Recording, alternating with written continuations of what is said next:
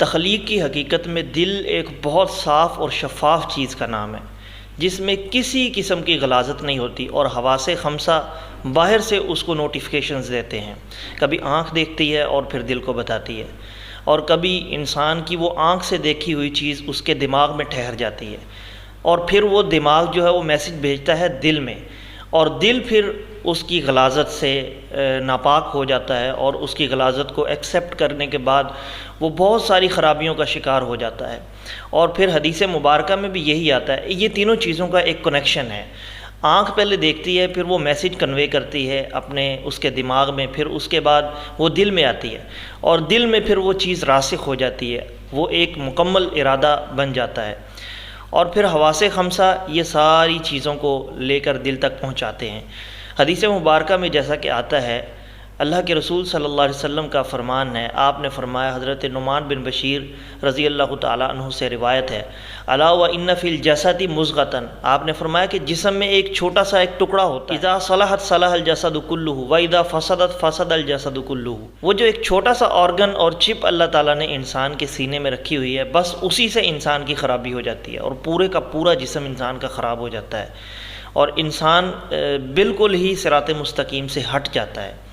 اور اگر اس کو آپ ڈی کوڈ کر کے رکھیں، اس کے لیے آپ سائبر سیکیورٹی تیار کریں، اپنے جسم میں بار بار روحانیت کو داخل کرتے رہیں، تو آپ کی جو اندر کی وہ جو دل کی کیفیت ہے وہ درست رہتی ہے، اور آپ کو دل کبھی گمراہ نہیں کرتا ہے، ہمیشہ آپ صراط مستقیم پہ رہیں۔ یہ وہ دل ہے، یہ وہ آرگن ہے، اور یہ چپ ہے کہ جس کو اللہ تعالیٰ نے کنٹرول کرنے کا حکم دیا ہے، کہ یہ اگر انسان نے کنٹرول کر لیا تو پھر سب کچھ انسان کا درست رہ سکتا ہے، اور دل بادشاہ کی طرح ہوتا ہے، اور اعضاء اس کے جتنے بھی ہیں، یہ انسان کے ہاتھ ہیں، پاؤں ہیں، اس کی آنکھیں ہیں، اس کی سماعت، اس کی بصارت ہے، یہ ساری چیزیں اس دل کے تابع ہیں، دل بادشاہ کی طرح ہے، اور اس کی رعایا جو ہے، یہ سارے ہاتھ، پاؤں اور جتنے بھی اعضاء ہیں، یہ اس کی رعایا ہیں۔ اور اگر اس دل کو، بادشاہ کو آپ نے کنٹرول کر لیا، تو اس کا مطلب یہ ہے کہ آپ کی جو حکومت ہے، آپ کی جسمانی حکومت، وہ بالکل درست ہے اور صحیح راستے پہ جا رہی ہے۔ ابن سماک کہتے ہیں کہ میں نے ایک عورت سے، دیہاتی عورت تھی، اس کے پاس میں نے چند لمحات گزارے تھے، اور آج بھی مجھے وہ یاد آتے ہیں۔ اس عورت نے ایک مجھے بات کہی تھی، اس نے کہا تھا کہ اگر مومنوں کے دلوں میں آخرت کی لذتوں کے بارے میں کچھ مطالعہ آ جائے تو لوگوں کو اور مومنوں کو دنیا کی ساری لذتیں حقیر لگنا شروع ہو جائیں گی، اور کبھی بھی ان کی آنکھ اس دنیا کی لذت سے ٹھنڈی نہیں ہو سکتی، اور کبھی بھی دنیا ان کو تسکین نہیں دے سکتی۔ اگر لوگوں کو یہ پتہ چل جائے کہ جیسے حدیث مبارکہ میں بھی آتا ہے، اگر آپ کو پتہ چل جائے، آپ نے فرمایا تھا، لوگوں کو یہ پتہ چل جائے کہ نماز میں حالت کیا ہوتی، کیفیت کیا ہوتی، ارد گرد کا ماحول کیسا ہوتا ہے، تو تم کبھی نماز کو ختم ہی نہ کرو۔ اور پھر فرمایا کہ جب کوئی بندہ سجدہ کرتا ہے تو وہ سجدہ زمین پر نہیں کر رہا ہوتا، بلکہ اللہ کے قدموں میں کر رہا ہوتا ہے۔ اب یہ ساری کیفیات ہمیں نظر نہیں آ رہی ہوتی، لیکن حقیقتاً میں ایسا ہو رہا ہوتا ہے۔ انسان جس کا ایمان کمزور ہے، وہ اس بات کو امیجن بھی نہیں کر سکتا کہ میرا جو ہے وہ جو میں سجدہ کر رہا ہوں، میرا سر اس وقت اللہ کے قدموں میں ہے۔ لیکن اگر انسان اس کو تھوڑا سا سوچنے کی کوشش کرے تو خود بخود عبادت میں چاشنی، اور خود بخود اس سجدوں میں جو روح ہے وہ تازہ ہو جاتی ہے، انسان کا جو لیول ہے، ایمان کا لیول، وہ بڑھنا شروع ہو جاتا ہے۔ تو ابن سماک کہتے ہیں کہ میں نے اس عورت کے پاس چند لمحات جو گزارے، دیہاتی عورت کے پاس، اس نے مجھے دنیا میں جینے کا سلیقہ بتا دیا۔ دنیا میں جب میں کوئی بھی چیز دیکھتا تھا تو پھر میں اس کو کمپیئر کرتا تھا کہ یہ جو میری لائف ہے یہ بہتر ہے یا پھر میری آنے والی زندگی بہتر ہے، یعنی میں نے جو زندگی اپنی جنت میں گزارنی ہے، جو میں پھل کھا رہا ہوں، کیا یہ بہتر ہے یا پھر جو آخرت کا پھل ہے جو مجھے رزق دیا جائے گا وہ بہتر ہوگا، دنیا کی زندگی بہتر ہے یا آخرت کی زندگی بہتر ہے۔ تو میں نے جب بھی کمپیریزن کیا اور کمپیئر کر کے دیکھا تو مجھے ہمیشہ اپنی آنے والی زندگی جو موت کے بعد آئے گی، ہمیشہ اس میں ہی تسکین اور سکون ملی۔ تو یہ انسان کے سوچنے کی بات ہے، انسان کی زندگی ہے، اس کی دنیا کی زندگی موجود ہے، اس میں کوئی شک والی بات نہیں ہے کہ ہر بندہ جو ہے وہ چاہتا ہے کہ انسان کی یہ جو زندگی ہے یہ بھی خوبصورت ہو جائے اور آخرت کی زندگی بھی خوبصورت ہو جائے۔ اس کے بارے میں قرآن مجید کی آیت طیبہ بھی ہے، اور اللہ کے رسول صلی اللہ علیہ وسلم کا فرمان عالی شان بھی ہے کہ پہلے اللہ سے دنیا مانگو پھر آخرت مانگو، کیونکہ دنیا پہلے ہے پھر آخرت ہے۔ دنیا سے گزر کے، اس امتحان کی گھڑی سے گزر کے آپ نے آخرت میں جانا ہے، اسی لیے فرمایا ربنا آتنا فی الدنیا حسنہ وفی الآخرۃ حسنۃ وقنا عذاب النار، اے اللہ پہلے میری دنیا جو ہے اس کو بہتر فرما دے، آتینا فی الدنیا حسنہ، پہلے اس کو حسن والا کر دے، اچھا کر دے۔ اور پھر تیسری دعا آپ علیہ الصلوۃ والسلام نے اسی آیت مبارکہ میں جو آتی ہے وقنا عذاب النار، کہ آخرت کے عذاب سے اللہ بچا لے، کیونکہ آخرت کا عذاب جو ہے وہ انتہائی دردناک عذاب ہے،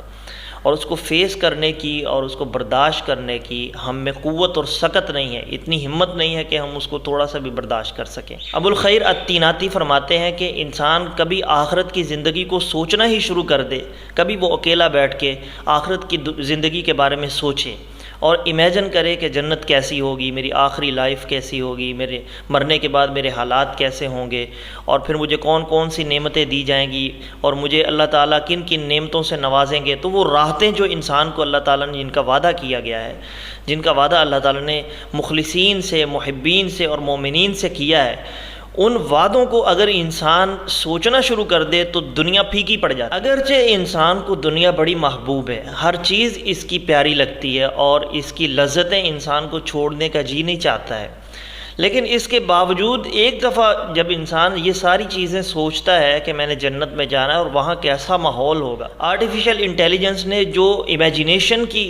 دنیا میں جا کے جنت کی کچھ تصاویر سوشل میڈیا پہ وائرل کی ہیں، ان کو دیکھ کے ہی انسان دنگ رہ جاتا ہے کہ جنت کتنی خوبصورت ہے، اور کتنے اس میں میوے اور کتنی اس میں آسائشات ہیں، کس قدر خوبصورت محلات ہیں اور کس قدر خوبصورتی وہاں موجود ہے، اور جنت میں نہریں ہیں، جنت میں دودھ کی نہریں بہتی ہوئی آرٹیفیشل انٹیلیجنس کے ذریعے سے دکھائی گئی ہیں۔ لیکن آپ اندازہ کیجئے کہ جو احسن الخالقین ہے اللہ رب العالمین نے ایک بندے کو یہ قوت دی ہے کہ وہ سوچ بچار کر کے سوشل میڈیا پہ آرٹیفیشل انٹیلیجنس کے ذریعے سے، اس ٹیکنالوجی کے ذریعے سے جنت کو دکھا دیتا ہے لوگوں کو، اور لوگ اسی کو حاصل کرنے کے لیے کہ کاش اسی طرح کی مل جائے مرے جا رہے ہیں۔ تو وہ جو جنت جو اللہ تعالیٰ نے مومنین کے لیے بنا رکھی ہے وہ کس قدر حسین اور خوبصورت ہوگی۔ اور پھر اس سے بڑھ کے بات یہ، جب جنت میں جنتی چلے جائیں گے اللہ تعالیٰ لوگوں سے پوچھیں گے، جنتیوں سے، کہ تم راضی ہو جو ساری نعمتیں تمہیں دے دی گئی ہیں، کیا تم اس پہ خوش ہو؟ تو وہ کہیں گے یا اللہ ہم تو ساری نعمتیں پا چکے ہیں۔ تو اللہ فرمائیں گے اس سے بھی بڑھ کے ایک تمہیں نعمت نہ دوں؟ تو وہ بندے تعجب کریں گے اللہ کے کہ یا اللہ اس سے بڑھ کے اور کون سی چیز ہو سکتی ہے جو ہمیں خوش کر دے؟ تو اللہ فرمائیں گے آج میں تمہیں اپنا دیدار کرواؤں گا۔ تو اللہ کا جو دیدار ہے ورضوان من اللہ اکبر، یہ ان لوگوں کو ہی نصیب ہوگا جن پہ اللہ راضی ہو جائیں گے، اور رضا سب سے بڑی قیمتی چیز ہے۔ دنیا میں اگر انسان کو اللہ کی رضا مل جائے تو اس سے قیمتی چیز اور کوئی نہیں، تو پھر اس کا ہر کام سیدھا ہو جاتا ہے، اس کا ہر کام جو بکھرا ہوا ہوتا ہے وہ بھی اللہ تعالیٰ سمیٹ کے رکھ دے۔ حضرت یحییٰ بن معاذ رحمہ اللہ فرماتے ہیں کہ جب انسان بیمار ہوتا ہے تو اس بیماری میں اس کو تکالیف کا سامنا کرنا پڑتا ہے، اس کو تکلیفیں ہوتی ہیں، درد ہوتا ہے، اور کبھی کوئی بیماری انسان کو آن پڑتی ہے۔ لیکن دل ایسی چیز ہے کہ اس کی جو بیماری ہے، کیونکہ وہ ایک روحانی چیز ہے، تو اس کی بیماریاں بھی روحانی ہی ہیں، اور اس کو جو بیماریاں لگتی ہیں وہ گناہوں کو سوچنے کی وجہ سے لگتی ہیں۔ جب انسان گناہوں کو سوچنا چھوڑ دیتا ہے، مثال کے طور پہ اگر کسی کا جی چاہتا ہے کہ یہ گناہ کرے، تو سب سے پہلے اس کے دل میں یہ بات آتی ہے کہ وہ اس گناہ کو کر لے، لیکن جب وہ اس کو جھٹکا دے کے اپنے سر کو وہ کہتا ہے کہ یہ میں نے اس گناہ کے بارے میں سوچنا بھی نہیں ہے، تو اس کی جو بیماری لگنے والی ہوتی ہے اس دل کو، وہ اس سے دور ہو جاتی ہے۔ اور پھر نبی علیہ الصلوۃ والسلام نے اس دل کی بیماریوں سے بچنے کا طریقہ بھی بتایا ہے۔ آپ نے فرمایا کہ جس کو دل کی شدید بیماری کا خدشہ ہو کہ اس کا دل بیماریوں میں مبتلا ہو جائے گا، تو وہ یہ دعا کثرت کے ساتھ پڑھا کرے، یا مصرف القلوب صرف قلوبنا الی طاعتک، کہ جب وہ یہ دعا پڑھے گا تو اللہ تعالیٰ اس کے دل کی بیماریوں کو ختم کر کے اپنی اطاعت کے ساتھ جوڑ لیں گے، اور ہمیشہ اس کا جو دل ہے وہ انسان کے تابع ہو کے رہے گا۔ حضرت ابراہیم الخواص رحمہ اللہ فرماتے ہیں کہ دل کا درد بہت شدید ہوتا ہے، سب سے زیادہ شدید درد دل کا ہوتا ہے، اور اگر دل ہی بیمار ہو جائے جسمانی طور پہ، روحانی طور پہ، کسی بھی طرح،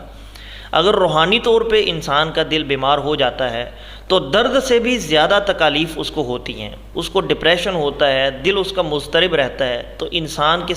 سارے اعضاء ہی کمزور ہونا شروع ہو جاتے ہیں اس کے ڈپریشن کی وجہ سے، اس کے بار بار سوچنے کی وجہ سے۔ وہ ہمیشہ تخیلات کی دنیا میں گھوما رہتا ہے اور وہ سوچتا ہی رہتا ہے۔ اب اس سوچ اور فکر کا علاج، اس کو ختم کرنے کا علاج ابراہیم الخواص رحمہ اللہ فرماتے ہیں کہ 5 چیزیں۔ سب سے پہلی چیز یہ ہے کہ اپنی تمام تر فکروں کو ختم کرنے کے بعد وہ قرآن مجید کی فکر میں لگ جائے،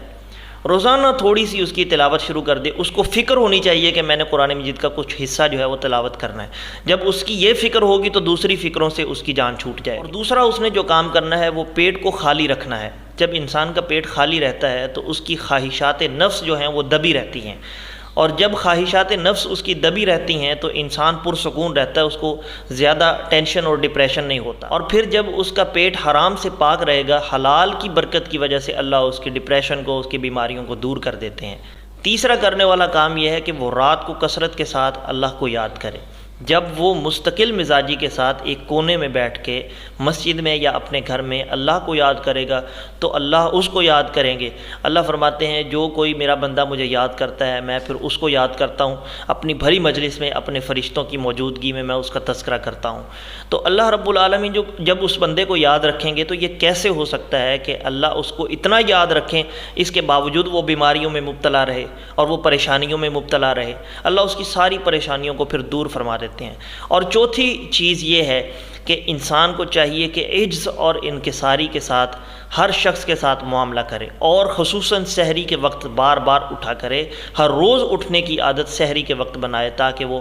تہجد کی نماز کو ادا کر سکے۔ اور 5واں یہ کام ہے کہ وہ اکثر و بیشتر نیک لوگوں کی صحبت کو اختیار کرے۔ جب وہ نیک لوگوں کی صحبت میں رہے گا تو ہمیشہ اس کے دل کی جو رنجشیں ہیں وہ دور ہوتی جائیں گی، کیونکہ بار بار جو نیک لوگ ہوتے ہیں، جو